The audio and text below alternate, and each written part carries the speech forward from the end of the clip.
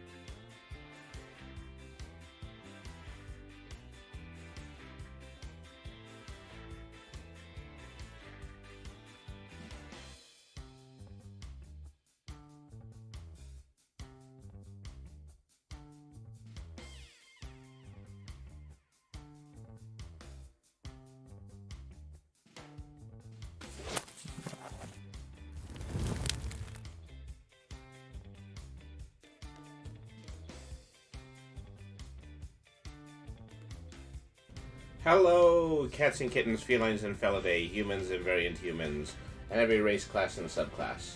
Welcome to another episode of Brainy the RPG Cat, and, well, we've come full circle for the beginning of this year because one of my very original and very first segments, one of the first segments I ever done when I had started this channel, is making a comeback tonight. We are going to be doing Writing the RPG, The Realm of Infinite Mana. So when I had first done this, when I first started with this segment, I was originally writing something that I was hoping was going to get exported to another channel.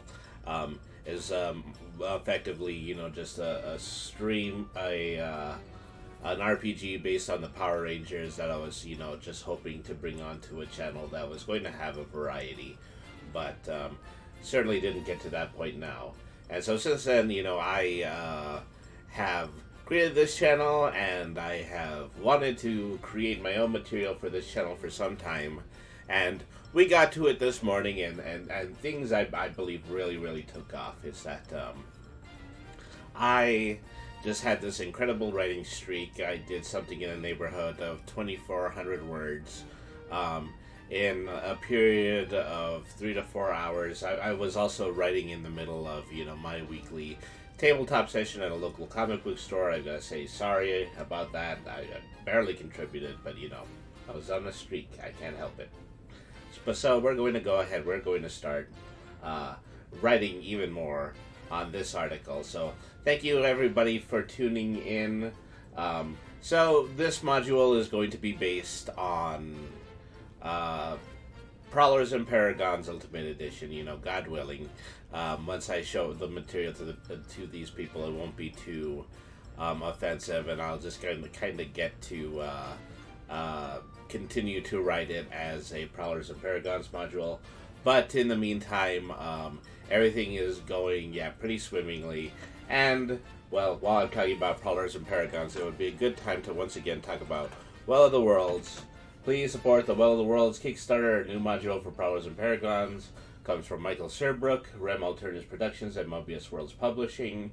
Follow and get signed up for the mailing list so that you are able to join us on the Prowlers and Paragons Kickstarter once it releases on April the 4th. So, thank you everybody for tuning in. Let's go ahead, let's head over to the mainstream, and let's hopefully continue the writing streak that I'm on. Let's get acquainted with a bit more of my lore, and let's look into the realm of infinite mana, the very first Brainy the RPG Cat themed module.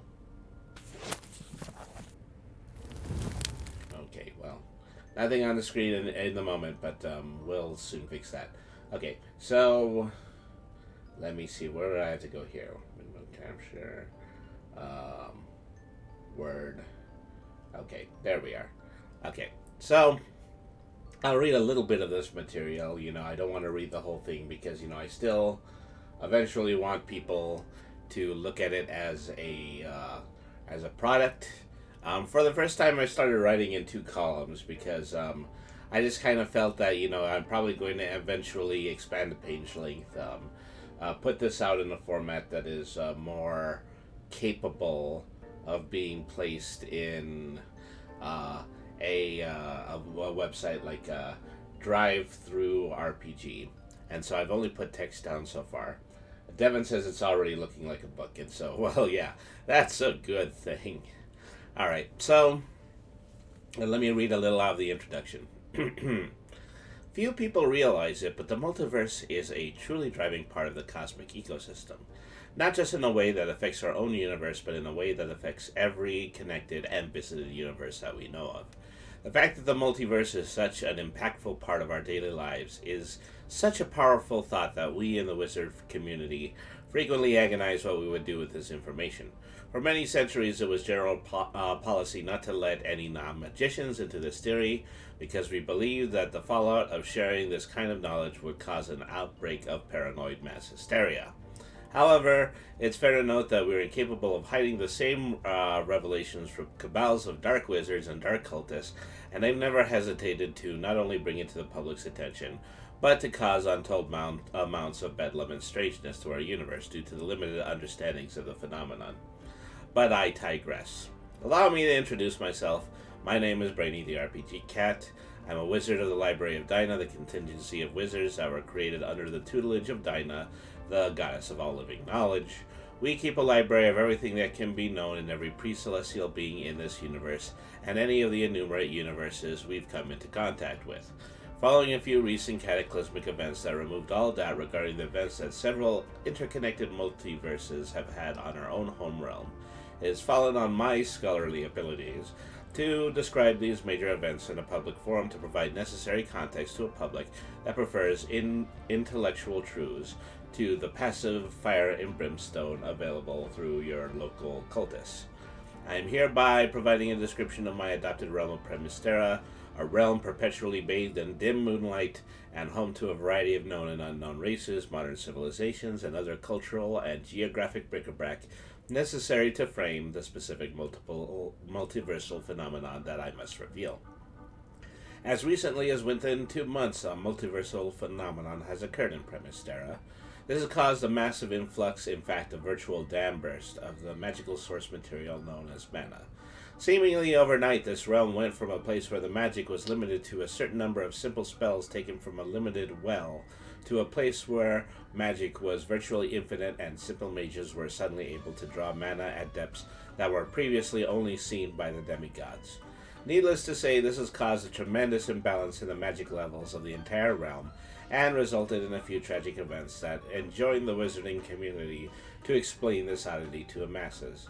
Therefore, as a responsible multiverse wizard, I hope to be able to provide a reasonable explanation based on my own overview of this realm's features to put an immediate end to any fallacious explanations as to why our realm's magic has suddenly run amok. So this is just a section from how to use the module. As far as story mechanics go, this is intended to provide an open role-playing universe. Premystera, the titular realm of infinite mana. The mechanics, encounters, and characters found in this module are scalable to the super-heroic power levels that are available in Prowlers and Paragons, but provide clarification for how characters of super-heroic proportions can be capable of appearing in a fantasy background. Some tables for standard fantasy races are within the original are written by the original author, with tables for additional races provided by this module's author, Mike Cervantes. The Realm of Premystera, the Realm of Infinite Mana, and Brainy the RPG Cat and Multiverse Concepts are original works by Mike Cervantes, originally used in the actual play series one-shots for the Meowing Portal. The mechanics from Prowlers and Paragons Ultimate Edition are copyrighted by the original creators, and other miscellaneous materials are taken from public domain sources, including regional folk tales, myths, and fairy tales. Mike Cervantes and the legacy authorship of these works approve the use of these materials for private and public TTRPG game uses, including but not limited to live streams, YouTube videos, social media influence posts, and the original creative materials, as long as those materials don't claim ownership of the copyrighted materials of any preceding work. So this is effectively something that I had written so that I can assure my audience that anything I wrote is not going to be released in a close-minded way, as we dealt with as far as what we recently dealt with a certain tabletop RPG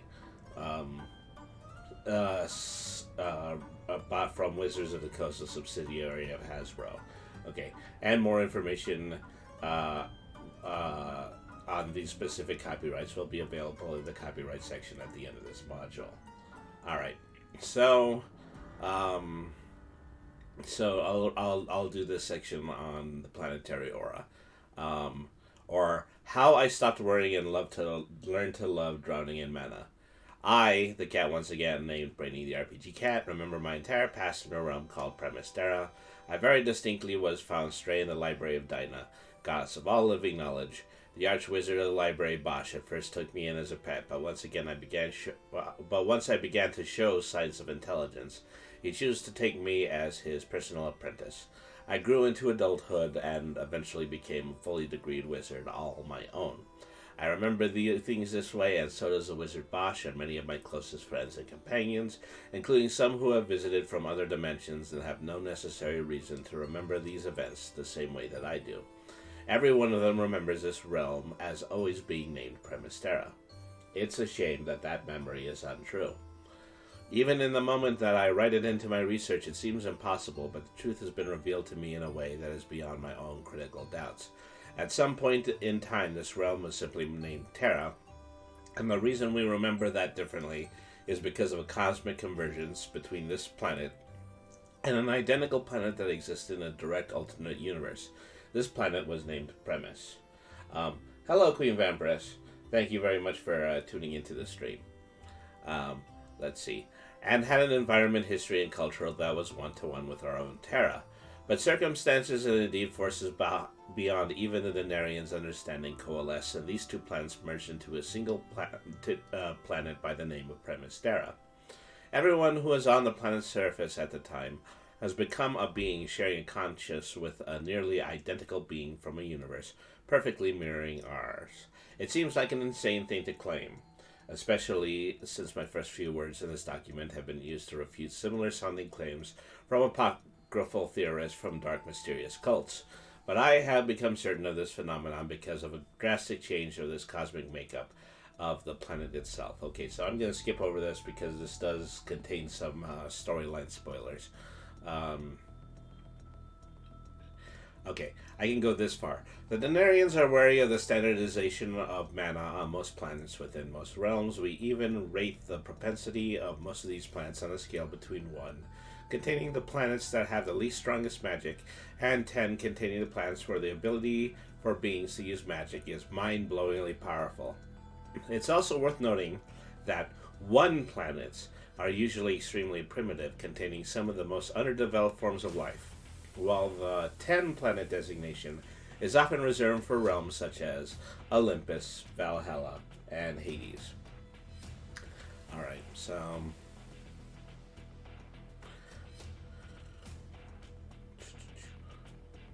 once we could make this reassessment, however, we realized that the premise had gone missing and our own realm, Premystera, had a mana designation of 6. Literally, the absence of 1 planet resulted in our own known realm possessing twice as much the amount of mana, where we once recognized a small spectral weave of mana within our own environment.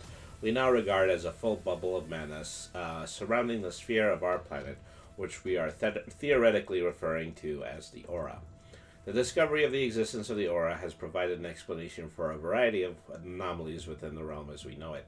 Beings that previously had no knowledge of magic were reported to destroy a house with a fireball.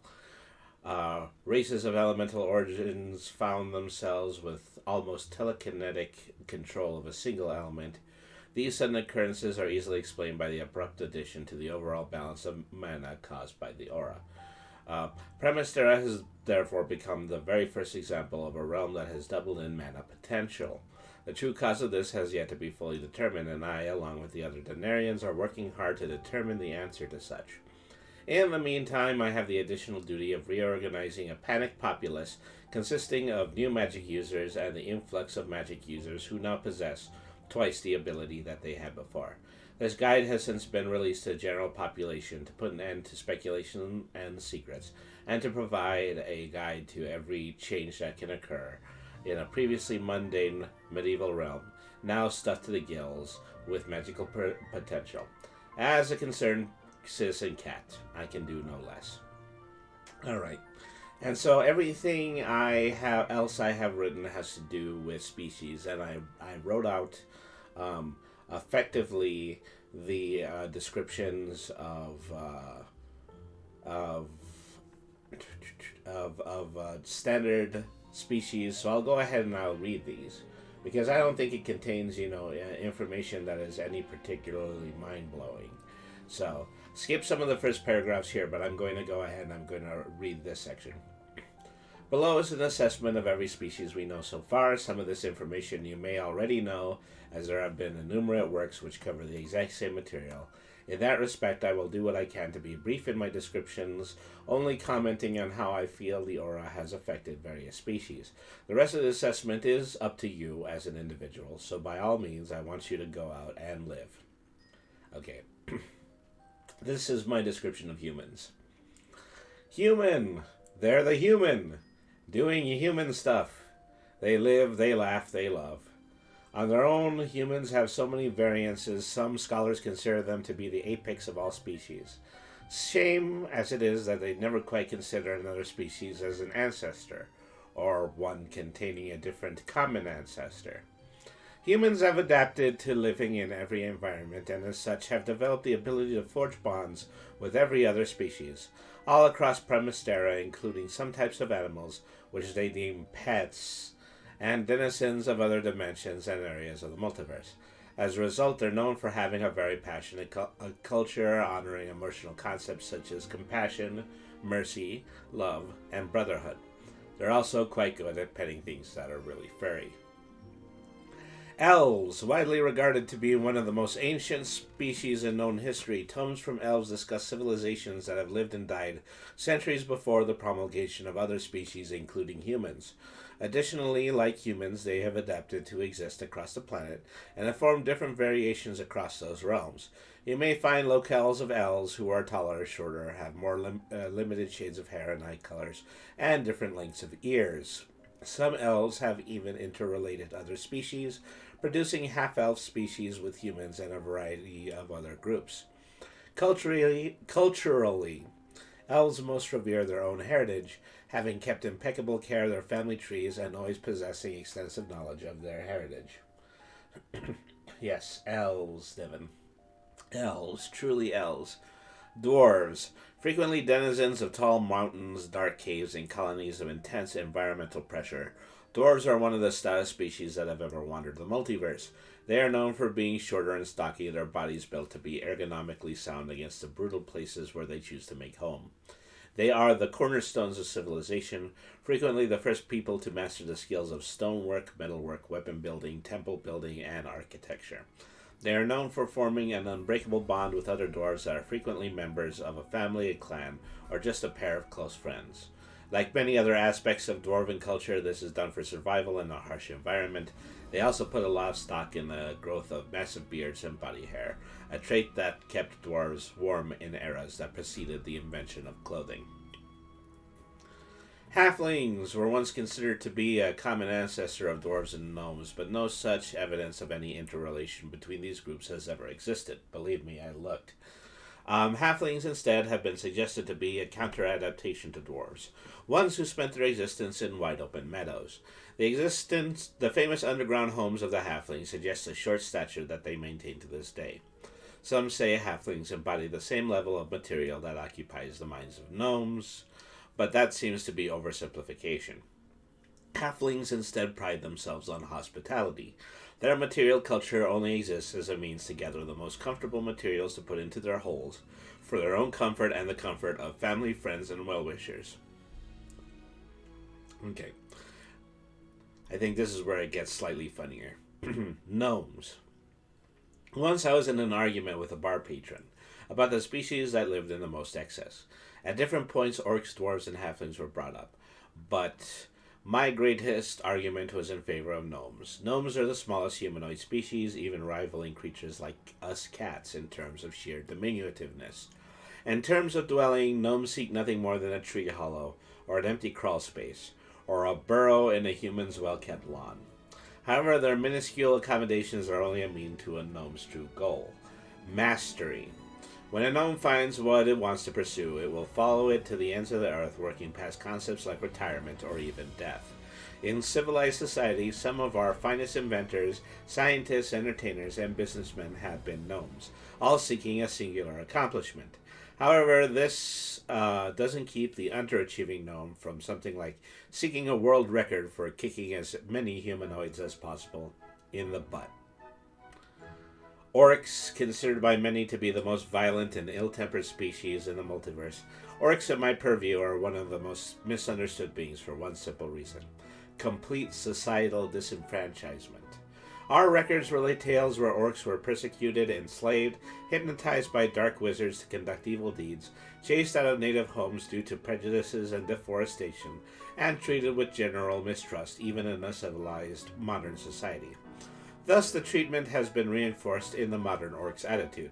You'd sneer too if you suspected any of your neighbors could put a knife in your back at any moment. Their appearance, often past 6 feet tall, featuring dark green skin, long gnarled ears, and a general bulldog-like appearance, does nothing to dissuade their hideous reputation. Despite all this, the orc soldiers on their own sense of self-honor and dedication, fueling their need to be a respectable member of society. This quiet nobility has not gone unseen by some other civilized groups, and in fact the orc is the third most interrelated species behind humans and elves. Additionally, orcs show a great amount of favor in the unique size and shape of their elongated lower fangs, referred to as tusks. And then goblins. I think this is the silliest one yet, in my opinion. Even despite their age, protracted significantly alongside races like orcs and gnomes, the goblin remains an enigma. Like orcs, they are green-skinned and pointy-eared, and like gnomes, they maintain a size barely above the smallest humanoids. However, every goblin rule is met with an exception. Not only do tall goblins exist, often colloquially called hobgoblins, but there even exist bugbears or goblins of an indeterminate mammalian origin. The anatomical nature of the goblin is as chaotic as their perceived personality. Yet I personally maintain that the goblin's erratic behavior isn't idiotic, just very confused. Many adventurers have encountered a goblin at their worst, a phenomenon frequently referred to as quote-unquote goblin mode, which, while often like a gnome's obsession, makes no use of existent knowledge. It is a rabid search for an arbitrary object of a goblin's desire for no better reason than that it is especially shiny or radiant. Otherwise, goblins frequently form groups surrounding one shared quote-unquote goblin mode, including a well-known one in my hometown of Metaluna involving the mass abduction of the Crown Prince's annual anniversary cake. Alright, so that's where I left off. I think my next entry needs to be for animal people. Okay, so animal persons. So,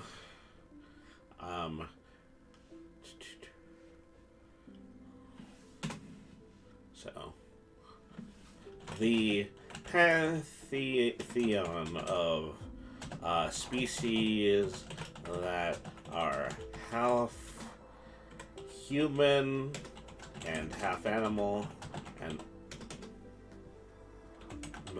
are so innumerate that there exists as a species of animal. There exists a animal person counterpart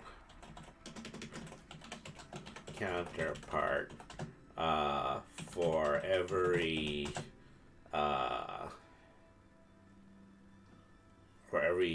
known animal species. So, okay, cats, dogs, fish, ducks, rabbits,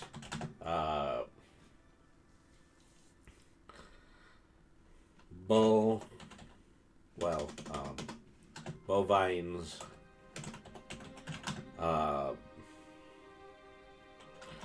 horses,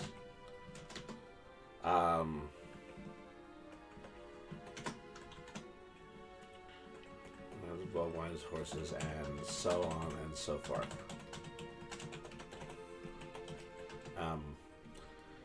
The promulgation of animal species is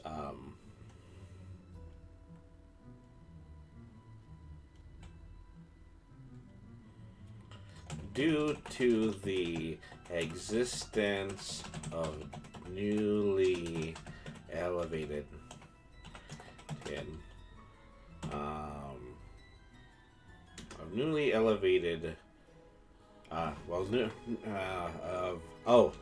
to the existence of beings who have recently ascended into godhood within the past 100 years.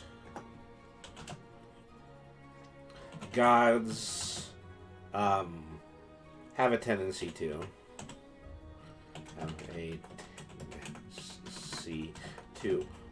want to create life, and regrettably the mundane amongst them have chosen to christen a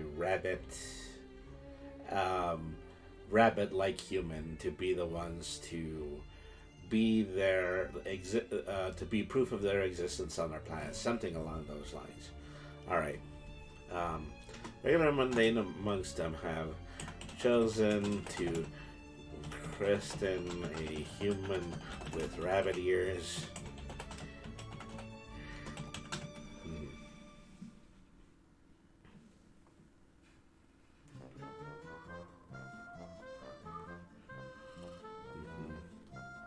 Probably don't want to use enumerate. Probably I want to use varied.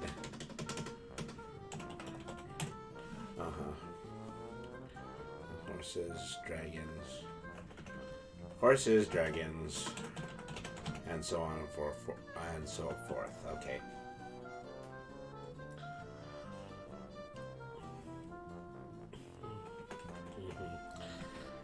As their proof that they exist in the universe. All right.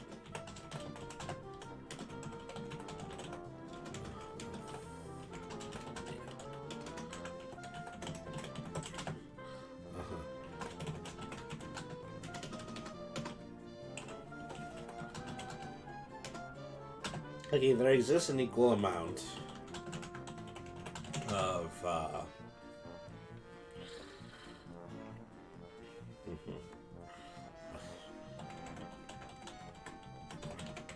there exists an equal amount of animal persons who don't have this designation.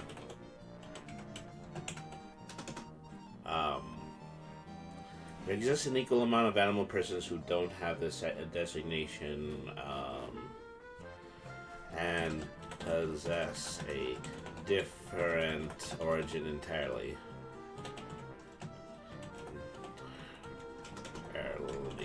Including myself, a wayward byproduct of a realm containing a variety of talking animals. Let's see.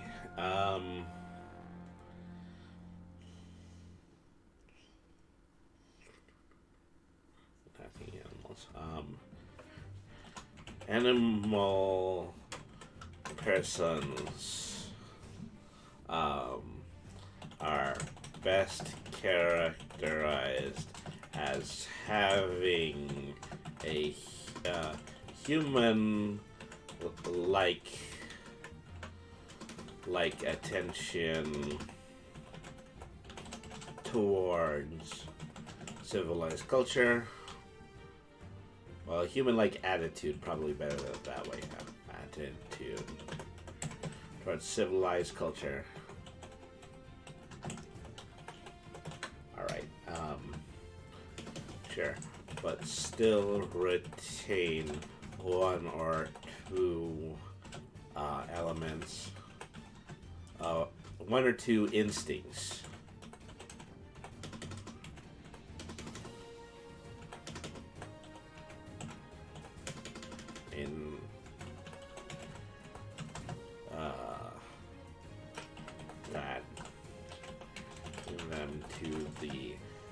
One or two instincts that chain them to the animal species of origin.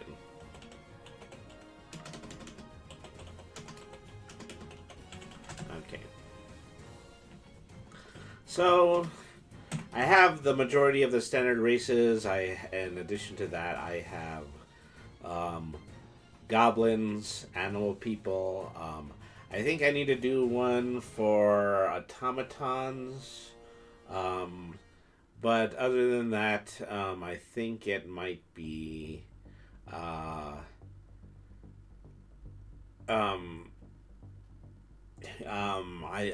am open to any other suggestions of species that I can put in the species list. I don't want anything that's too much of a direct parallel in the Dungeons and Dragons manual. Maybe something that, just kind of makes sense to be in a general fantasy universe that is in the manual, but, I, of course, would use a completely different nomenclature for it. So, yeah, well, at first, I'm just going to go... if there are any suggestions in the chat, yeah, feel free to go ahead and post them. But the first thing I'm going to do is I'm going to start writing the section on automatons. Okay.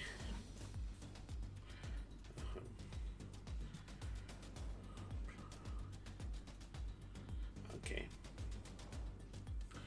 Automatons, one of the youngest the youngest conceptual species that walk the multiverse. Automatons are humanoid machines who have come to being as a result of an engineering process gone mad. I don't know. I don't want to put it that way. As a result of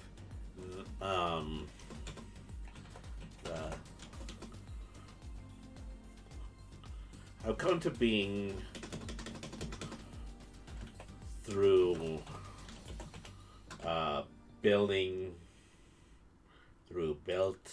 builtedness, come to being, due to a massive trend of engineering within their realms of origin, within this realm and various other dimensions of origin. The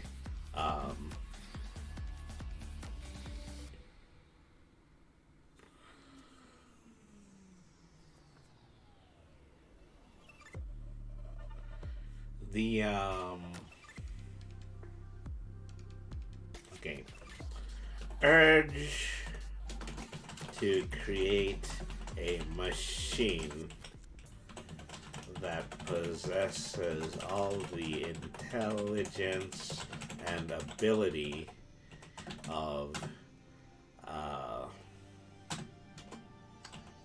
a humanoid is one that is an urge that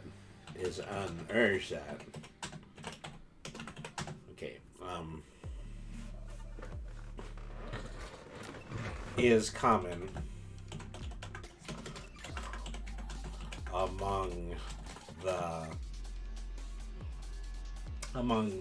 among engineers of many realms, and giving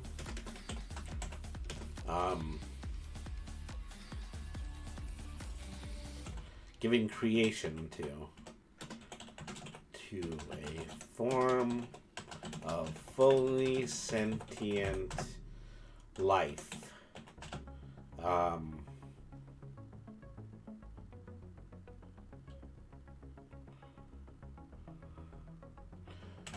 Built by the effort, built by the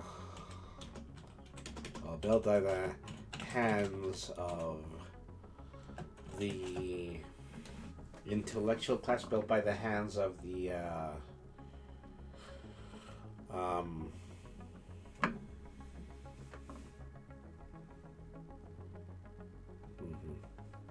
built by the hands of the engineering class. Okay.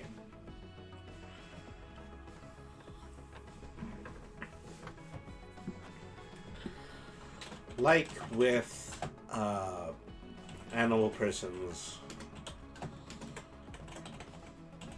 there is no standard concept of culture among the automaton set.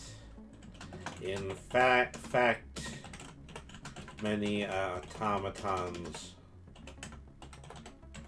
are built to mimic the physical and cultural aspects, and cultural aspects of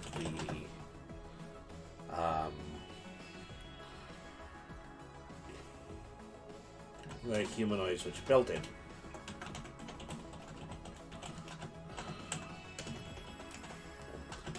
Okay.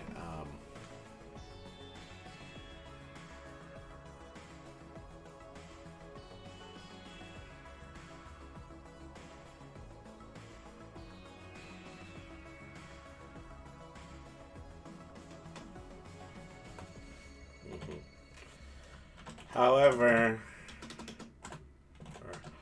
automatons enjoy a lengthy period of existence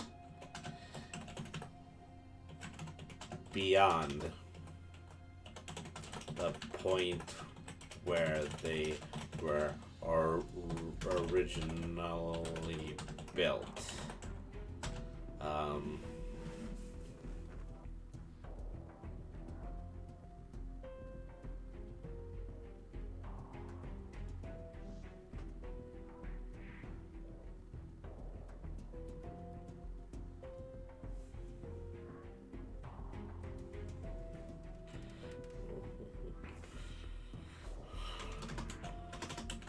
These automatons eventually enter a period in their lives where they learn to think of themselves, learn to think for themselves,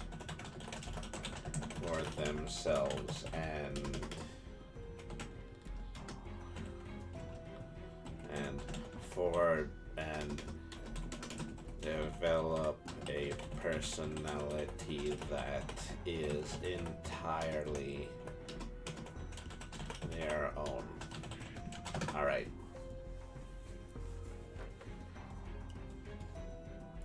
So that's automatons. I think I might need to do tritons, mermaids, undersea people. Just, so that we can have that very distinct designation of, a species that lives underneath the sea. And so I may still use Triton simply because, Triton is based on an ancient myth, at least in terms of recognizability. It's okay to just use Triton to describe a species of people who live underwater. They just can't resemble the ones from Dungeons and Dragons way too closely. So, all right. So,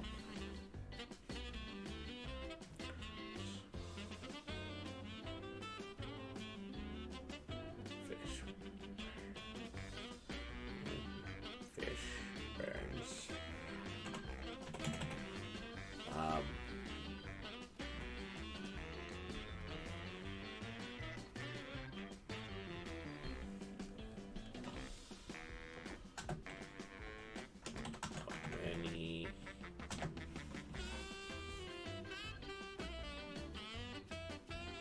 Let's see, so the Triton.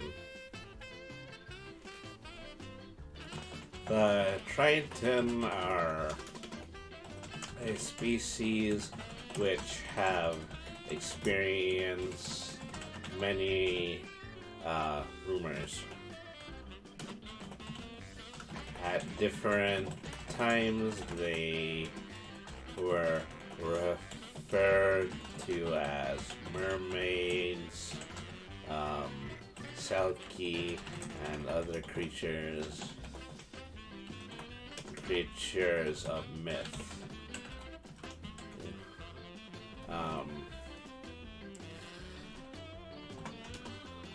This is due to the any plans for were creatures? Yeah. So I'm not entirely sure how I want to do that, but it's really not a situation where they are actually a species all their own. They're just like a different species that has been affected by a medical condition. So that's kind of one way that I want to handle that.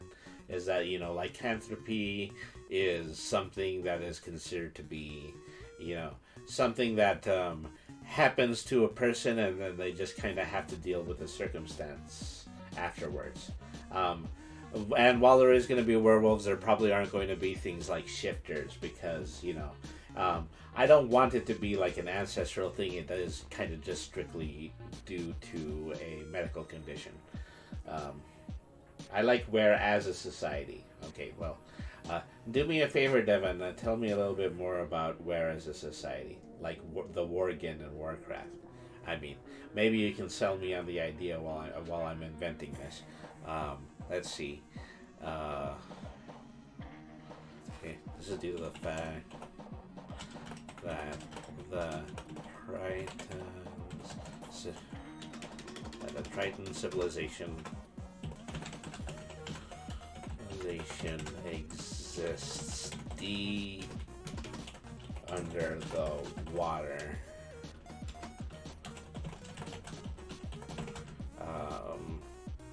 Okay, let me see. Like the Worgen and Warcraft. I do need to look that up a little bit in order to understand it better, but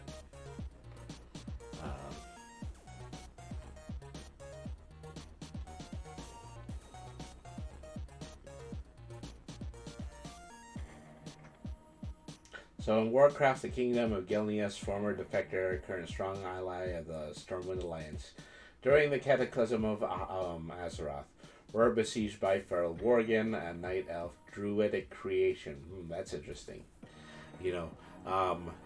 The druids, the druid night elves were the ones who are responsible for them as a race, because had previously been held in check to defend the Gilneas Wilds from the Undead Scourge. Alright.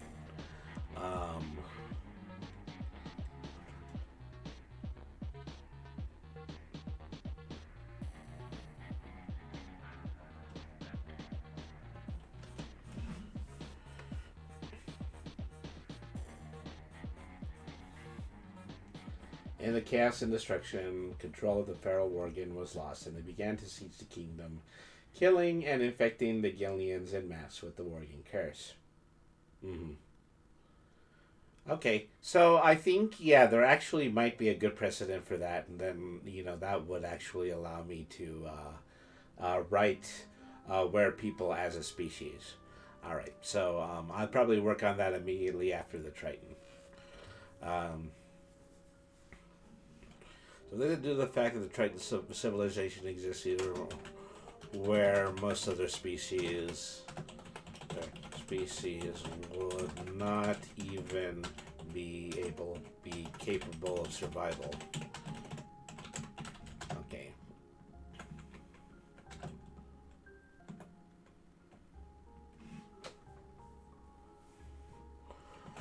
While we possess full contact with the rare Triton who has chosen to, in the aftermath, the Night Elves, feeling like it was their fault for creating the Worgens, intervened on behalf of the Worgen Gilneans to aid them, and taught them to control their emotion to retain their humanity. Okay, so, they did receive a moment of liberation slightly after that.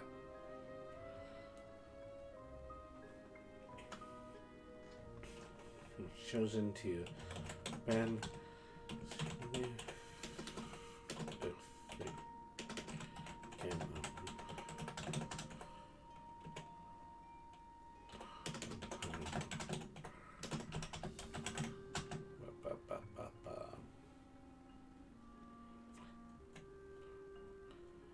While we possess full contact with the Red Triton, who has chosen to spend a significant amount of time on dry land, we've learned these. There's much more to it. The lore is very deep, but the gist is that those who suffer from the curse more or less retain control, and with years of temperance live peacefully with the cursed as a part of their cultural identity.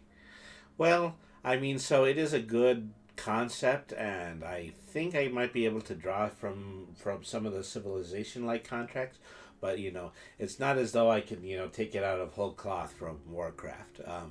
I'll work on something just immediately following this paragraph.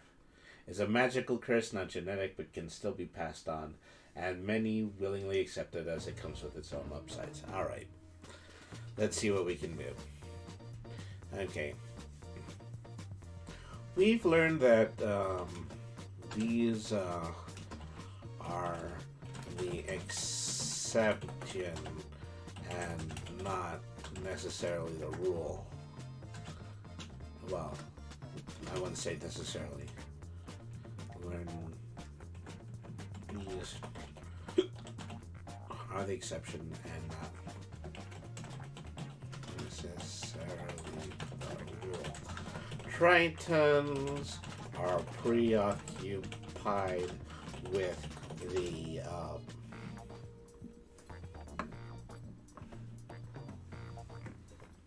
the management of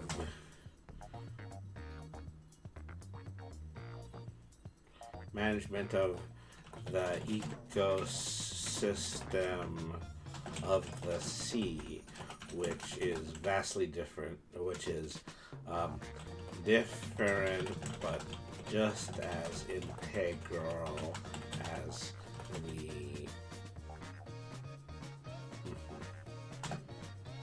which is different but just as integral as the environment.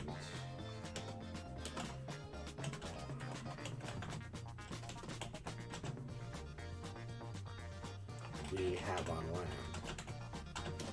Alright. Okay. Let me scroll up a bit. I think I missed one message here. Yeah, magic. Okay, no, I actually got that. Okay, so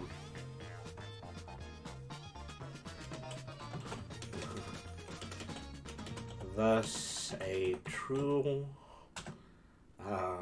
assessment of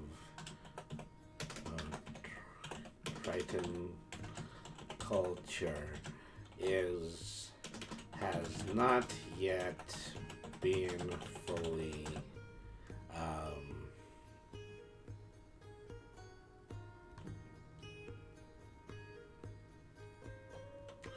realized. Pending an ability for some of the Denarian to find a way to stay underwater for an extended period of time.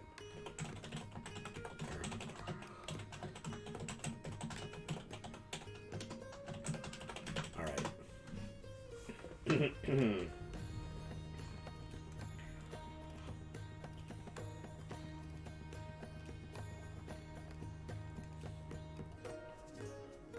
So let's see. Yeah, so we are going to try to. We are going to start to try to escape. Create a culture for the were persons here. Okay, so we can. Maybe I'll even put like something in the post credits that just permanently highlights the fact that it is due to OS Devon that were persons now exist in this universe. OS Devon, protector of the were people. Alright, so were persons, so I've influenced the budding reality. Okay, we recognize, okay, the Wizards of Denier. Well, the Wizards of Diner recognize the were person as a designation of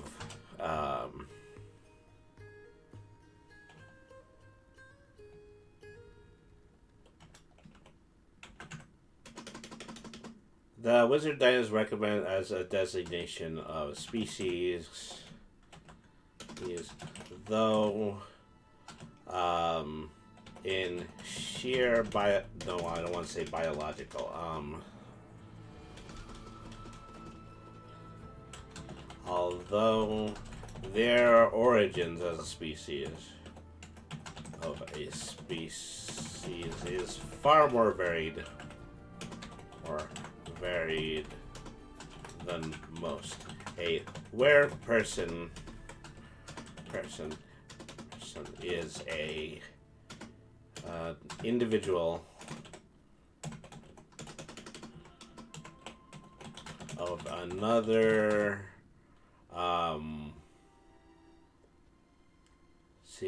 species of humanoid who was given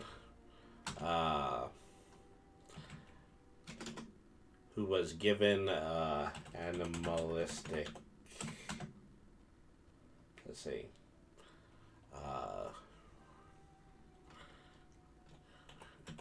traits as a result of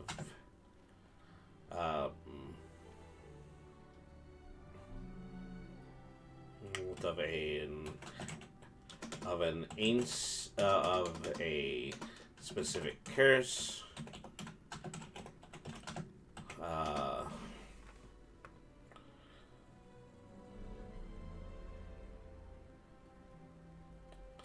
As a result of a specific curse, a divine punishment, or a known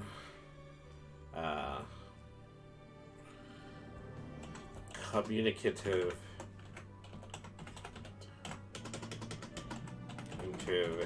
disease, frequently referred to as lycanthropy.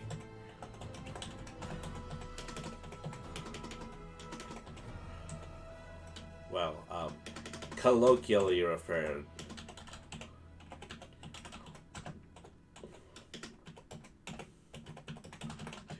as lycanthropy, where people are not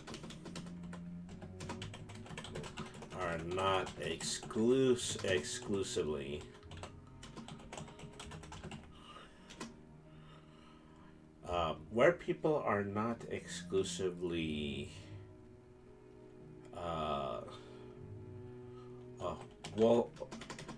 do not exclusively take the forms of wolves, though.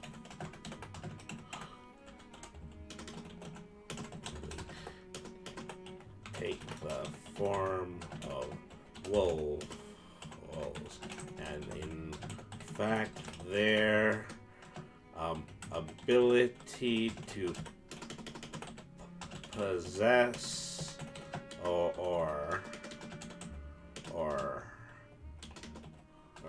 shift into animalistic forms.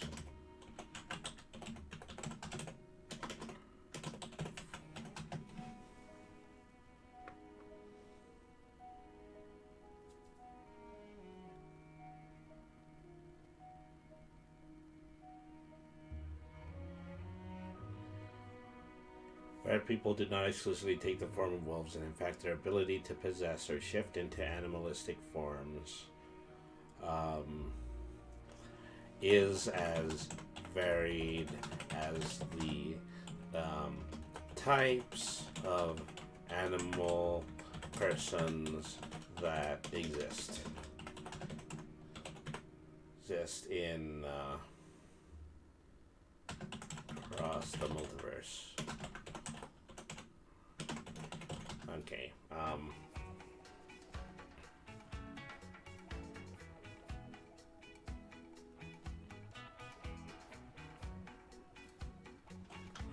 While some civilizations continue to foster a cure for individuals'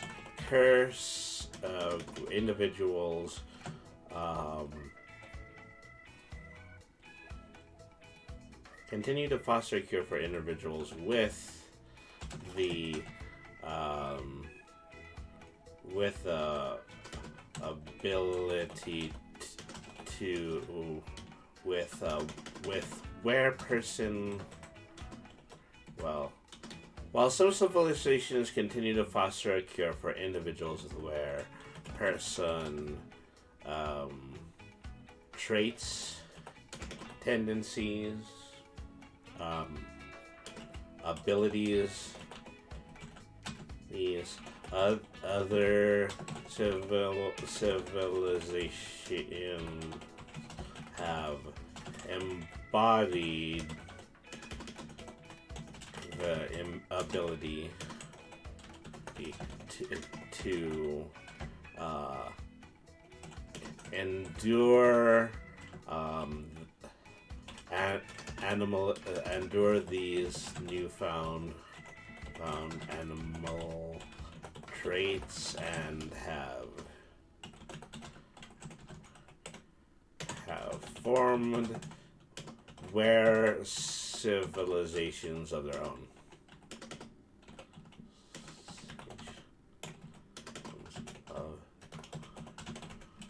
Let me see.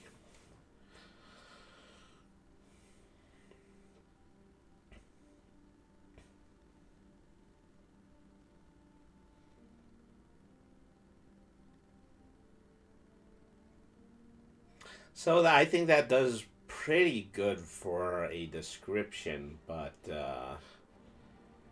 just in the event that you feel that I might be somewhat lacking, please speak up in chat or forever hold your peace.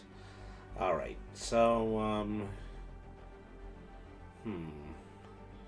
so I've done pretty good, just kind of as far as creating a blanket amount of species, so that creates every standard that embodies every single standard type of species, elves, orcs, goblins, animal person, and I could provide like one or two variances in the dragon section, including kobolds and lizard folk. I might need to put, but I do want there to be, just kind of a specific reason why they would exist as their own species, as opposed to just being a animal person. And that's effectively how I'm anticipate this working.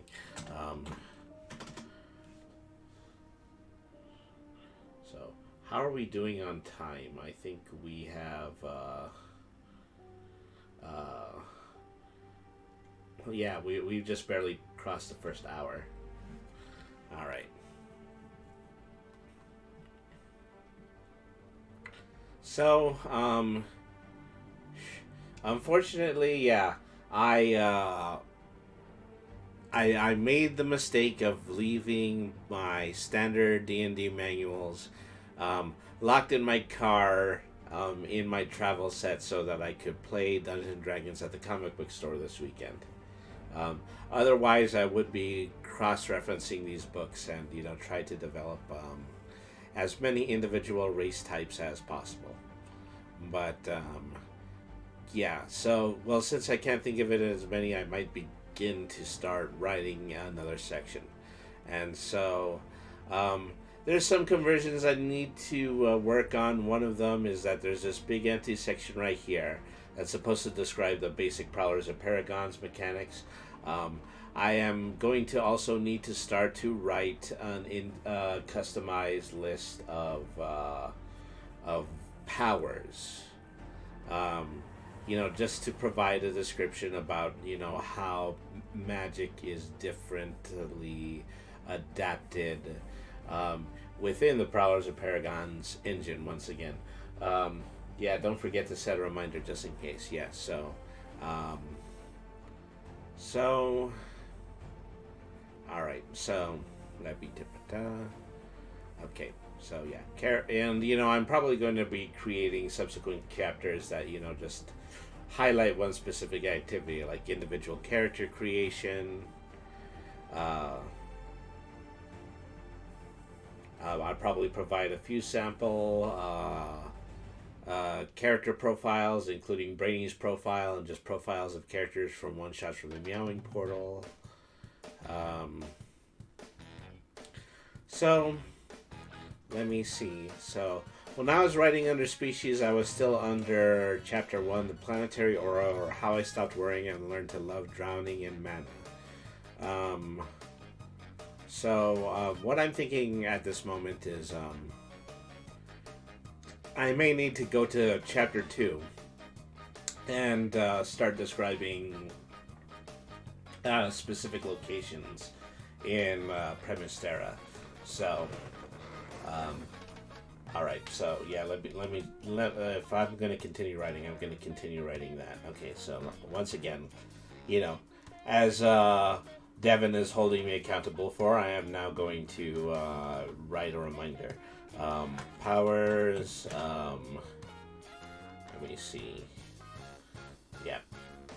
Powers, and what else do we have besides powers? We have, well, skills, powers, flaws, and I'm trying to think about what goes between oh yeah, perks and flaws, and so that's really where I'm going to need to start writing those sections. Okay, so now we can go ahead and we can go from this and we can go into chapter 2. Okay. There, 2. Okay.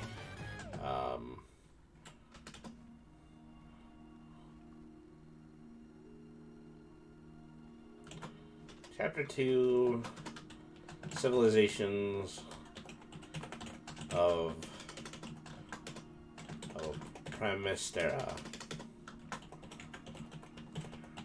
Or where to go if you want a decent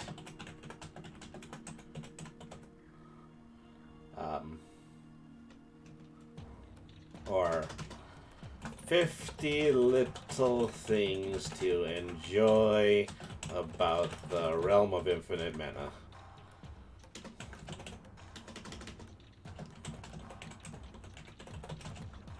Okay.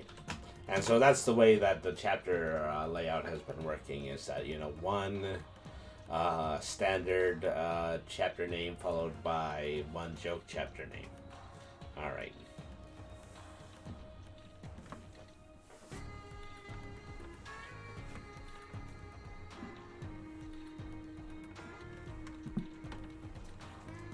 So, of course, I'm going to start talking about Metaluna.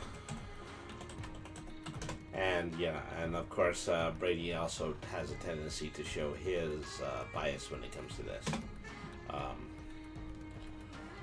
What can I say about Metaluna? What can I say about Metaluna? Other than you can expect me to show a bit of non-scientific bias towards the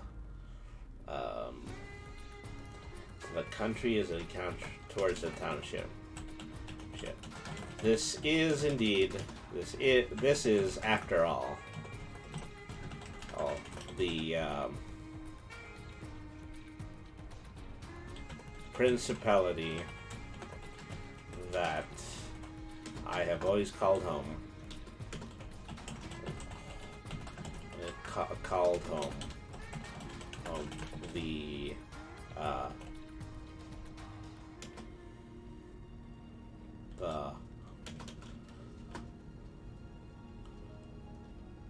This is after all the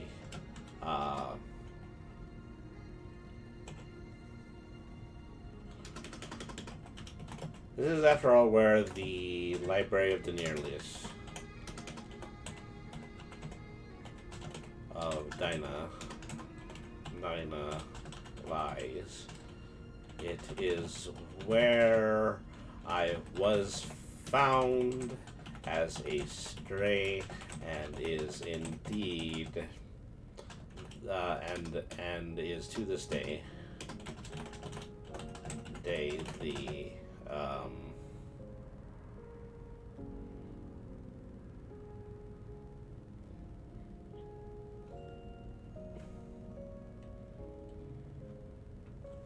principality that I call home.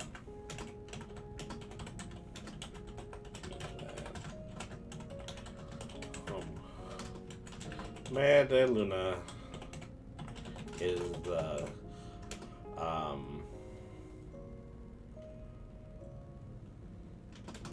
Metaluna is the largest trade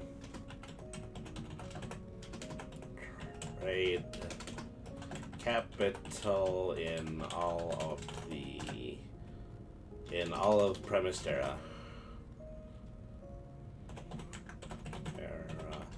And home to the single greatest variety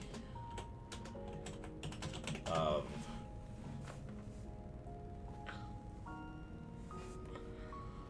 multiple species across the planet.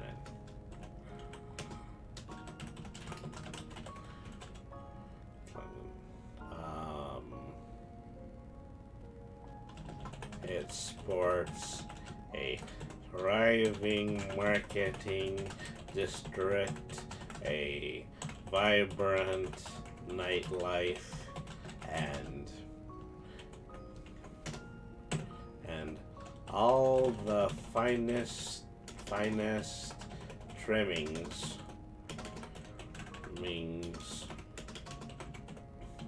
of our most modern civilizations.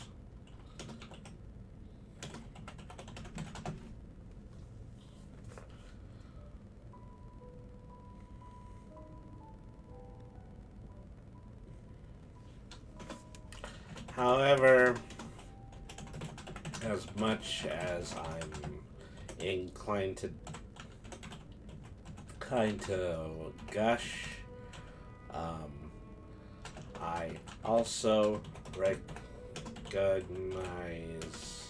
some flaws of some immediate flaws of the principality of the thriving principality. Metaluna was once a segregated. Metalunas was once a segregated township, and signs of that segregation remain to this day. Metaluna still sports a district referred to as the Bricks,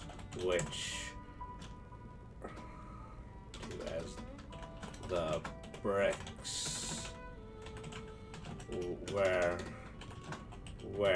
the greater majority of tertiary species still eke out a meager living.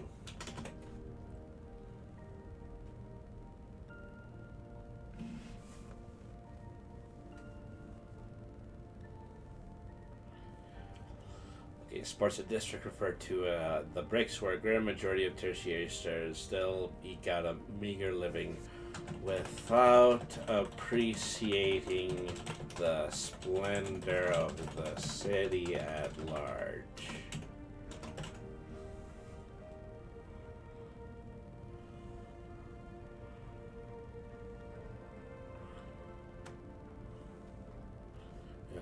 There's also a tendency.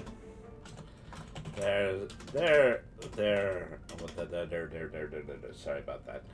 There so is a tendency of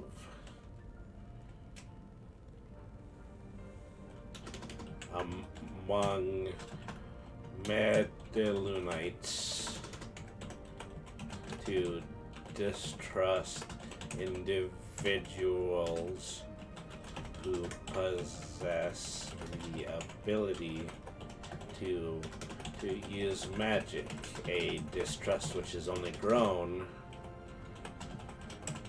has only grown since the appearance of the aura.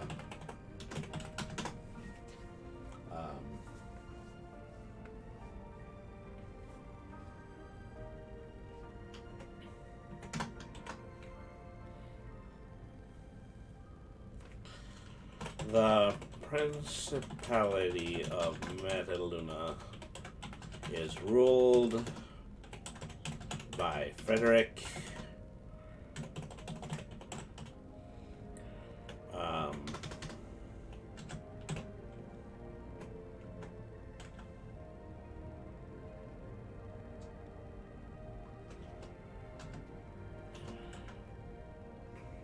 Frederick, a half-elf of Prince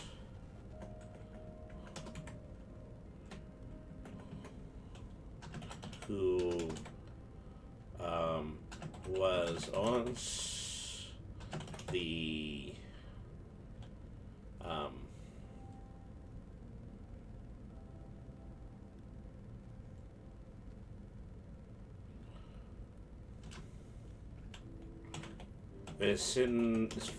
vicinity's most skilled forest ranger.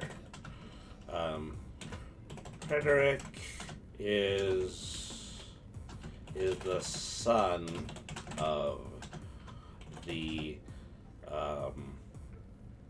high elf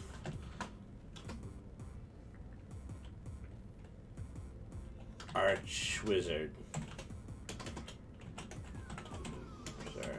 Bosch. It was originally the intention of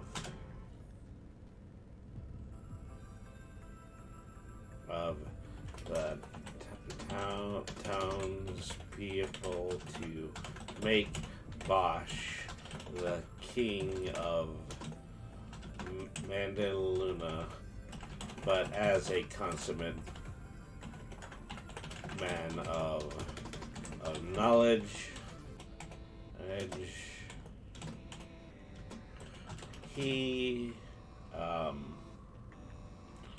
chose to pass the mantle of rulership on to his son.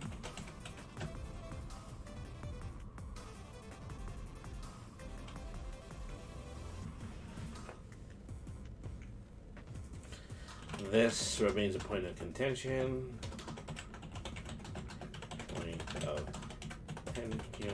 Both among the townsfolk and the father and son. Son involved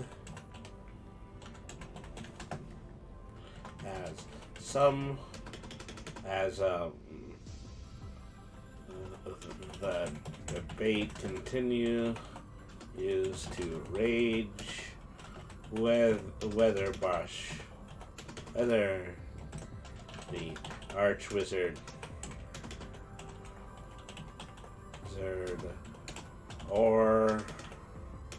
or his son.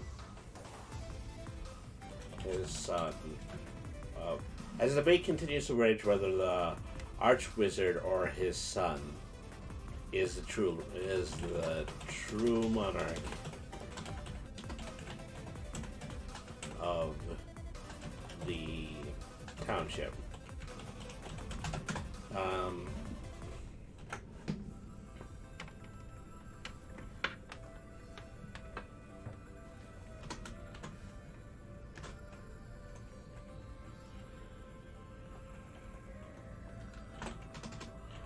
Indeed, the only reason Frederick maintains the title of prince is due to his own belief that his father should be the one ruling in his stead.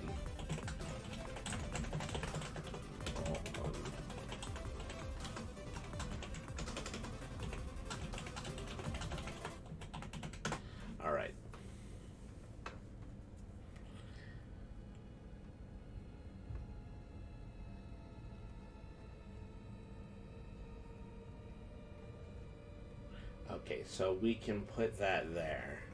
I'm going to need to make an introduction into the first, subsections of the area of Metaluna, and let me take a moment in order to think about that.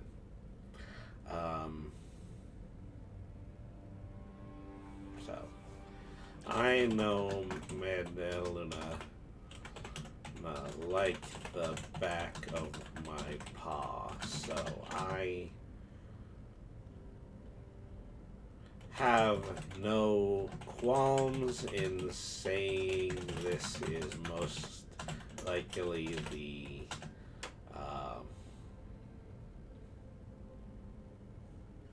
least theoretical section of this writing.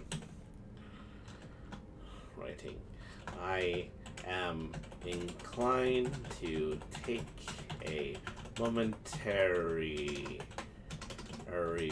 break from my scholarly responsibilities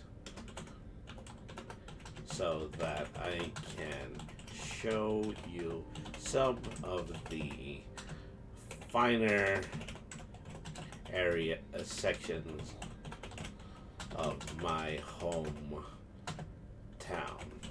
All right.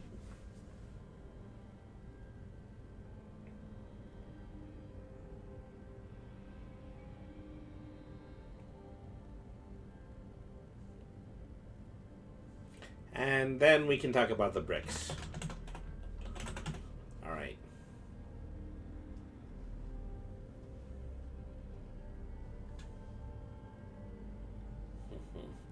The bricks is my home away from home.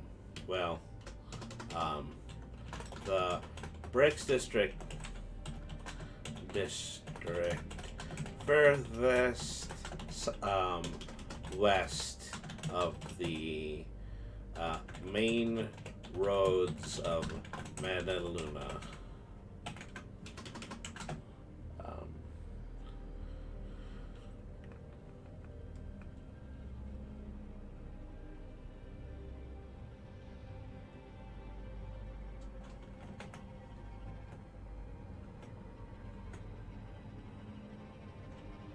West of the Metaluna was once the dockside district of the principality, but that designation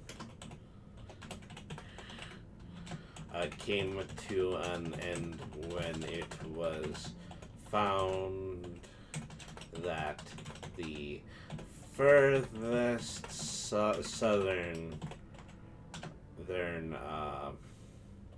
port of Metaluna, dubbed the Silverfish District,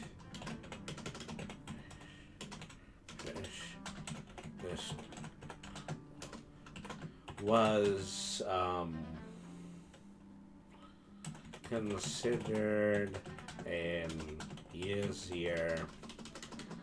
considered a far more accessible port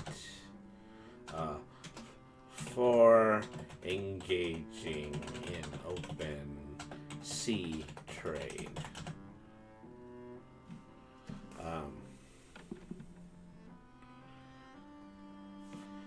The docks that formed the original docks,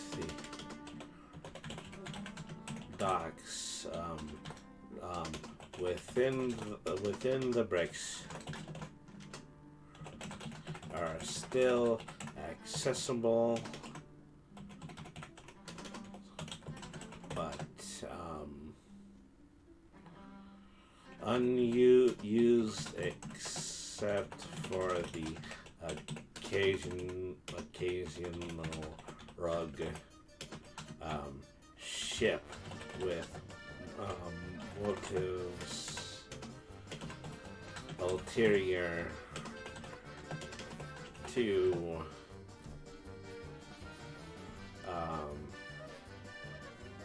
marketable sea trade.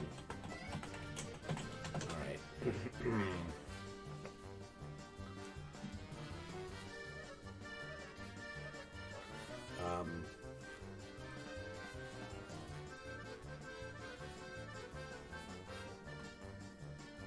So right now we're on page 8 and we've almost made it up to 5,000 words. I'm going to try to see that in the last 30 minutes if I'm capable of writing all the way up to 5,000 words. That's just going to be my personal goal. Then I can certainly quit for today because I've been writing this nearly all day. Alright, so...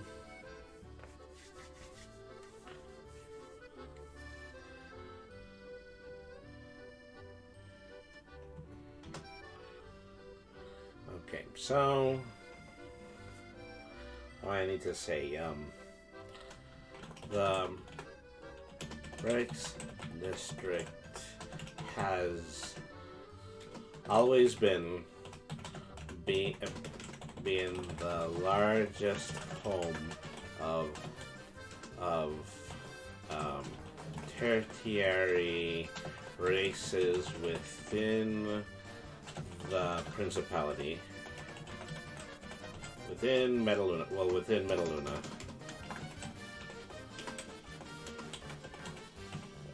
Metaluna,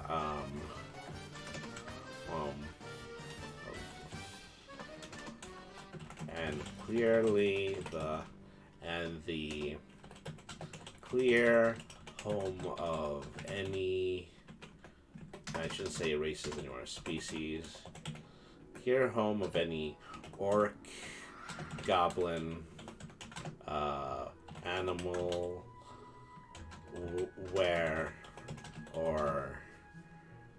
animal or were person that exists in the town.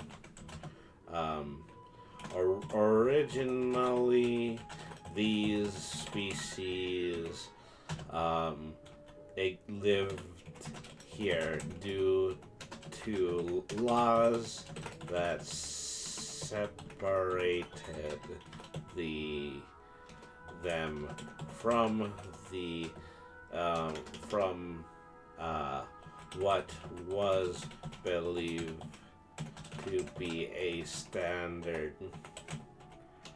a quote-unquote standard set of races.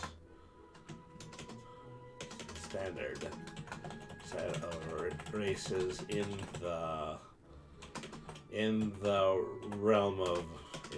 world of Primistera, but those arguments are now widely considered invalid, and all laws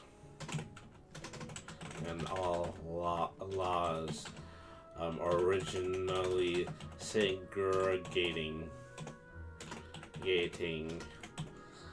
the tertiary species have since been abolished. Nevertheless, many of these groups still stick to the bricks.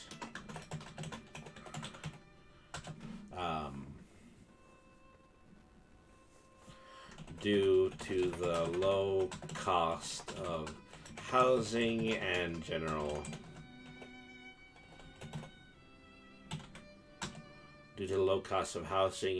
utilities. The Cat's Pajamas Inn, originally the Coast Inn,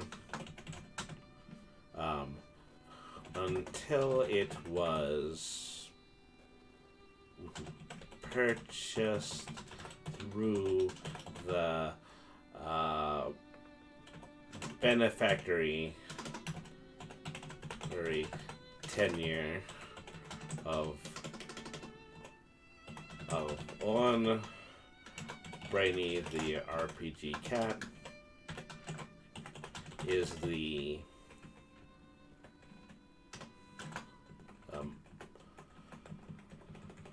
most prolific entertainment center of the district.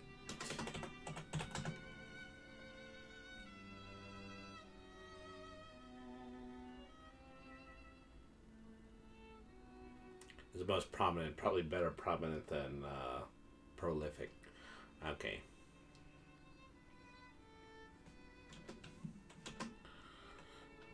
Here, the hard-working denizens of the bricks retire to have food and ale served by attractive cat person waitresses.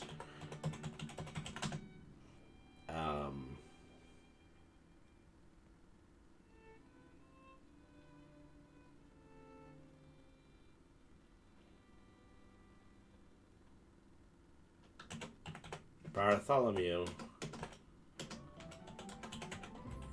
And I've forgotten what Bartholomew's last name is, but then I'll just look that up and add it later. So Bartholomew, a rare human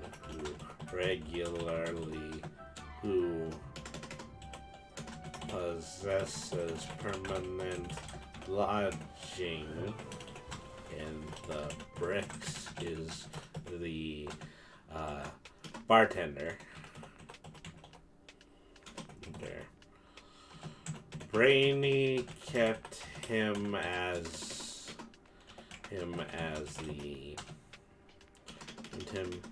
in the position as he was the former owner of the Coast Inn, and he appreciates his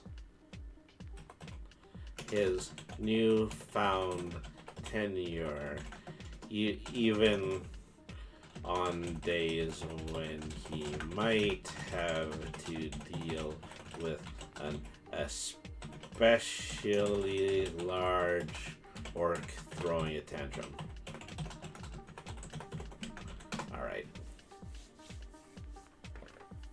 So the Bricks District, the Market District, yeah, probably write the Market District next. We're up to 4251. Okay.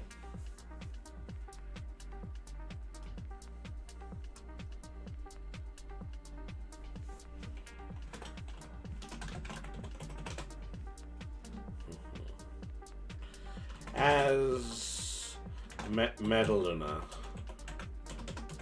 is a large trade center.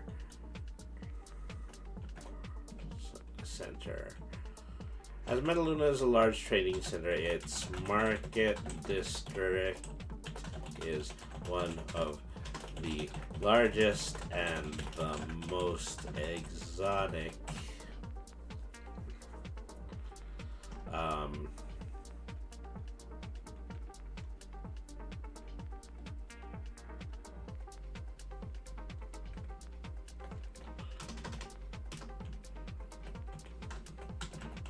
shopping centers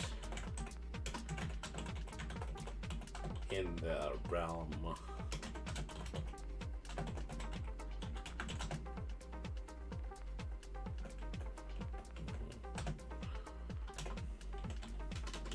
So many a rare item is sold in the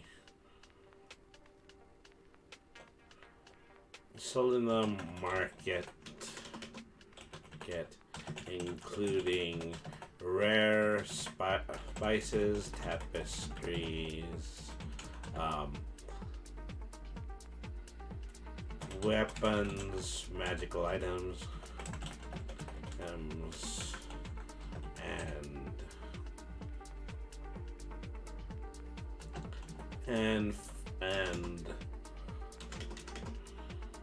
weapons and magical items, as well as some of the most exotic, as well as many restaurants serving the most exotic cuisine the four corners of Metaluna have to offer, of Premystera has to offer. There we are.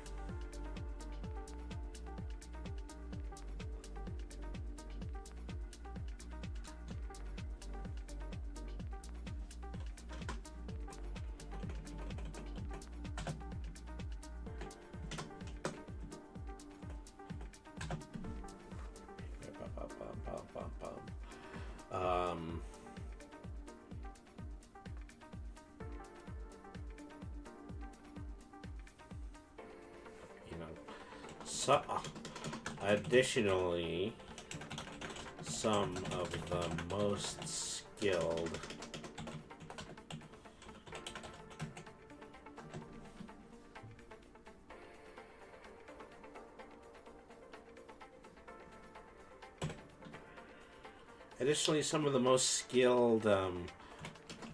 blacksmiths,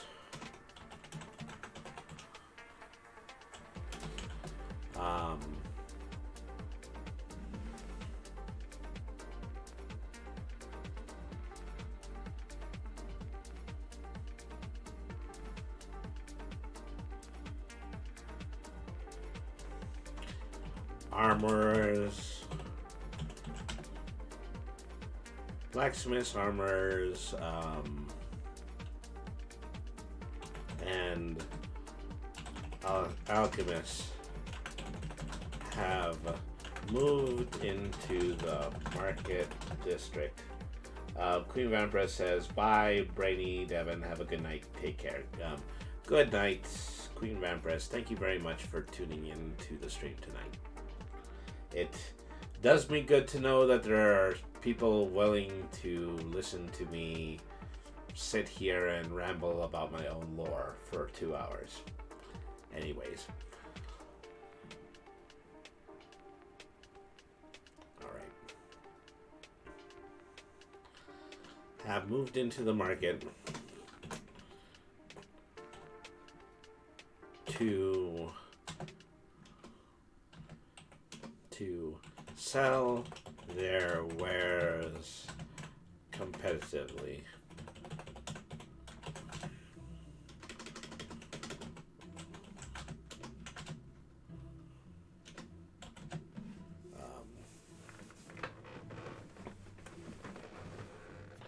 There we go.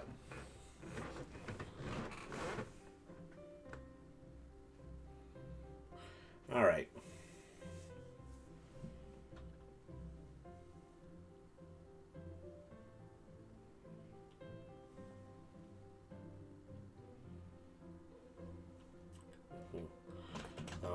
Market has therefore become the market has therefore become the most expensive district within Metaluna to live.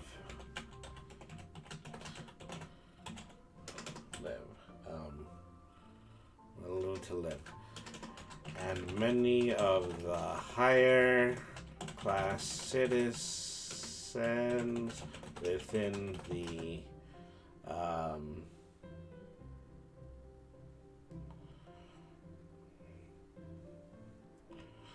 in the district resent their Spurs to the west. There to the west, within the bricks and frequently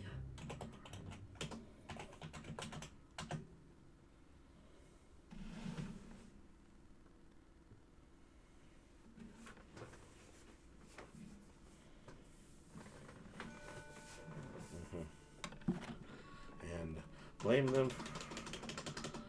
and have a nasty tendency to blame them for any potential wrongdoing.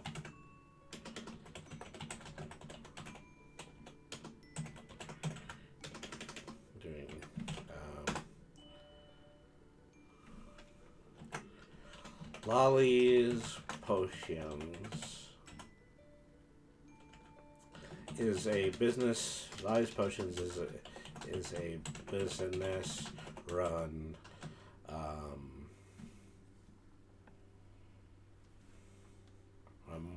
by one of the few tertiary species representatives in the district.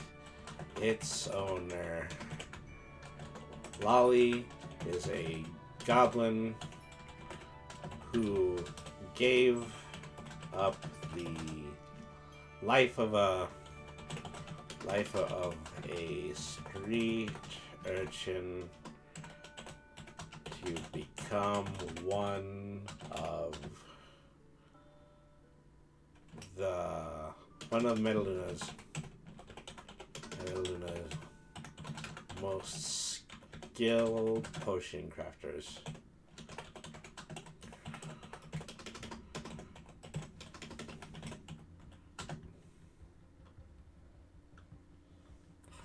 While unable to join the aristocracy in Metaluna, Lolly has nonetheless made a name for herself due to her sheer knowledge in chemical magic, in alchemical magic.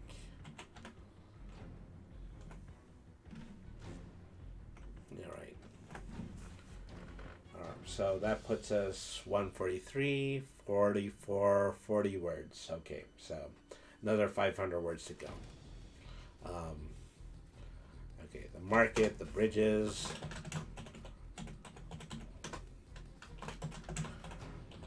The Bridges District, so named due to its main road. So named due to its main road being built as an elevated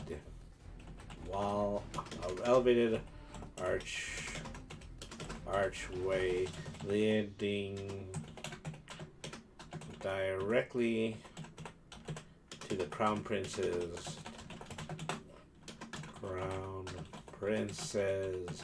front gate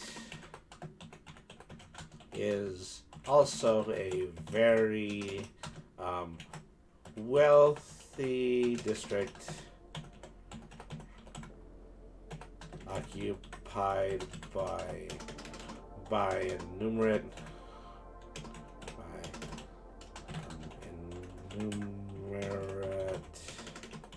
amount of the wealthy upper class.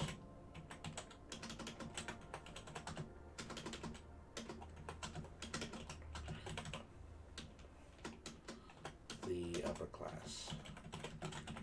All right.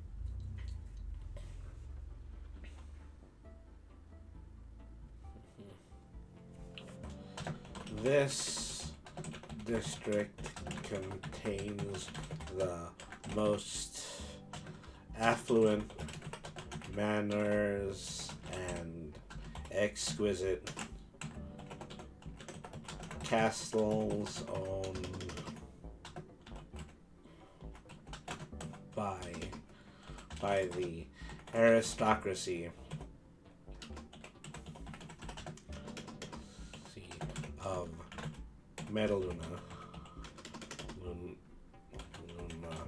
Many of whom live are direct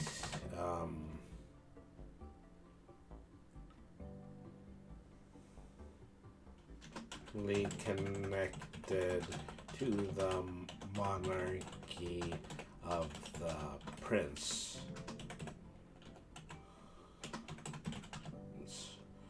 Unlike the market districts, there is no intermingling from between the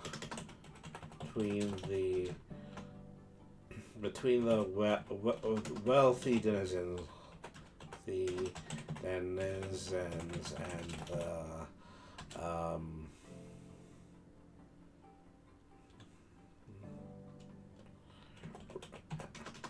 and the quote-unquote riffraff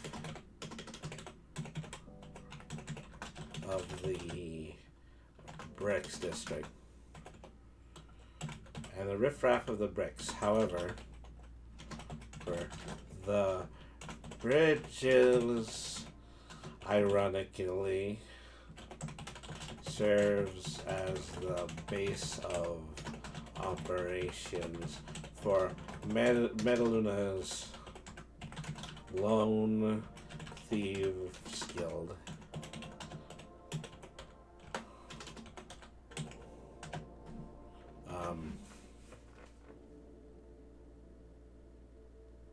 And so I'd used a black spot before, and I'm going to use it again in this book because I'm going to start putting in the descriptions for the Basin Archipelago into this book as well.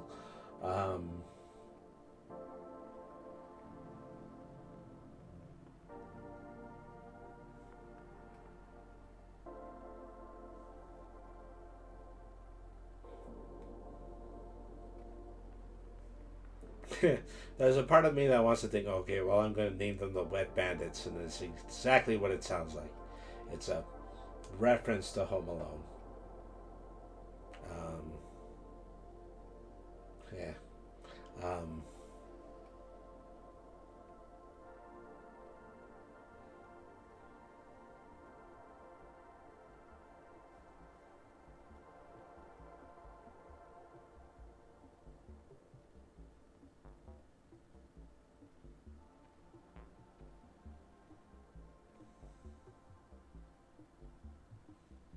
The filthy animals, that would be a way to do it and not make it as obvious. The filthy animals, which, while absurd to consider at first, you can sit there at first, I find to be quite logical, because who wants to be a thieves guild operating? Because who wants to be a thieves guild operating where everyone is poor? All right.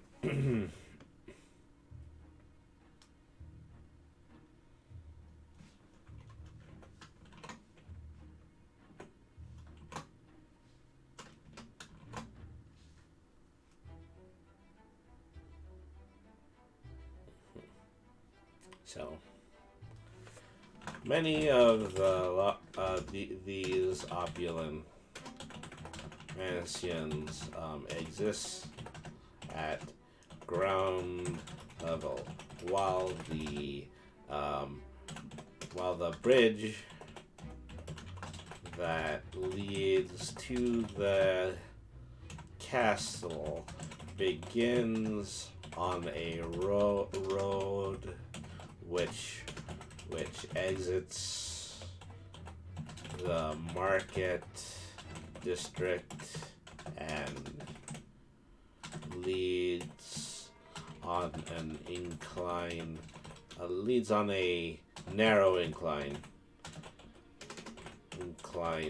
directly to the front gates of Metaluna Castle.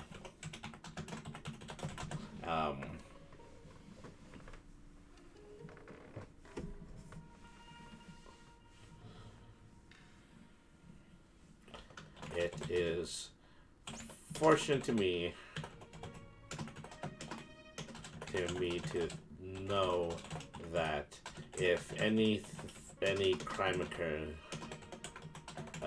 occurs in the greater half of Metaluna,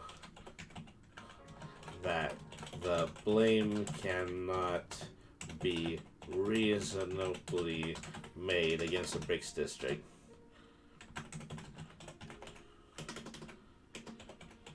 The Bricks District, since it stands at ground level as well, several 100 miles away.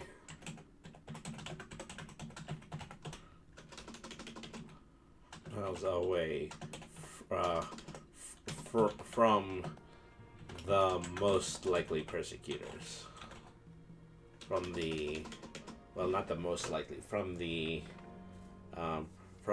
those who would most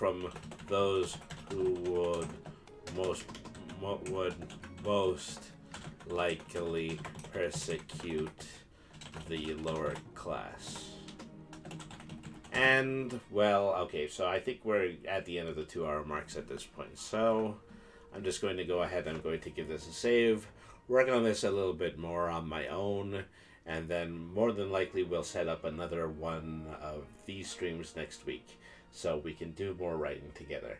Spend writing with my public, with my audience, how they love me, how they love that I continuously put myself in my own work. Neat stuff tonight, Brainy. Yes, thank you very much, Devin. Alright, so let me go ahead and give this a save, and then we'll go ahead and we'll start to sign out. Alright, so thank you once again for tuning in to Brainy the RPG Cat. I remain Brainy the RPG Cat. Tonight's stream, of course, is brought to you by Well of the Worlds. Please consider signing up for the mailing list for the Well of the Worlds Kickstarter, new module for Prowlers and Paragons from Michael Serbrook, Rem Alternatives Productions, and Mobius World Publishing. Be sure to be on the mailing list. We're getting close to April the 4th when the Kickstarter is going to be able to launch. So please be sure to have your name on the email so that you're going to be able to be a part of that. So let me know if you ever need help with something, whether that is some information or some such. I can try. Absolutely, Devin. And so, that is part of what these little powwows are supposed to be about. As I continue to, write creatively, that I can take an idea or two from the people who are put together. I will do my best in order to compensate you with at least in terms of, giving you credit where it's due, making sure that your suggestions are distinctly highlighted in the final versions of these books. But anyways, so eventually, once I complete this book, it is more than likely going to be put on sale in my Ko-fi page. So once again, the Ko-fi page is kofi.com/BrainyTheRPGCat. I only just posted a couple of exclusive videos that are only visible to people who are signed up for a monthly subscription of a minimum of $5. So you're able to see those two videos pretty soon. I'm going to have an opportunity to release a few smaller modules there, followed almost immediately by the complete version of the Realm of Infinite Mana. I'm also working on a book entitled Brainy's Guide to Nowhere of Particular Importance, which describes other areas within the multiverse. And I'm also working alongside with one of the fellow people in One Shots from the Meowing Portal. Mimi Bunny on Twitch, Shy Bunny Servant. We're working together to write a book entitled The Baron's Wasteland, about one very specific and prominent area of the multiverse that we have been working together in order to build. So we've got all of that coming out in the future, and of course this is going to join us to do many other writing the RPG streams just like this one. So anyways, thank you very much for tuning in. Let me take a moment and let me do a raid. Who would I like to visit today? Let's see. All right.